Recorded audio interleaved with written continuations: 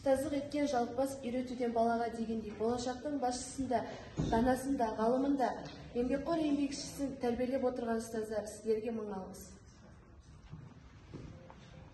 Құрметті өндірістік оқу шеберлері, біздің осындай дәрежеге жеткеніміз сіздердің жемістеріңіздің арқасында.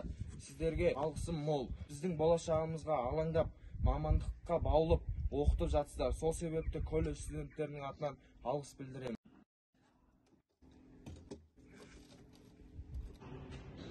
Жағдайымызды жасап, әрқашан көтеріңкі көңіл күйде жүретін аспазшыларымызға мың алғыс.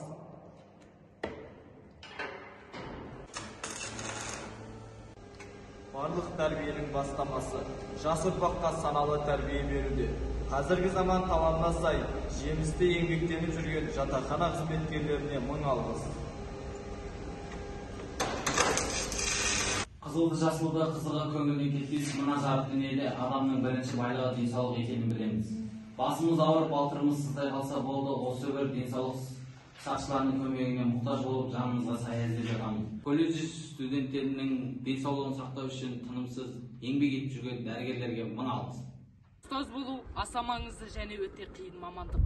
Өйткені ұстаз балаларға білім ғана беріп қоймайды. Ұстаз баланы болашаққа дайындап, қажетті кеңестермен сусындатады. Құрметті ұстаздар, колледжіміздің студенттер атынан көрсетілген қамқорлықтарыңыз бен аялы алақан жылы пейілдеріңіз үшін басымды иіп алғыс айтамын. Дендеріңізге саулық, істеріңізге табыс тілеймін.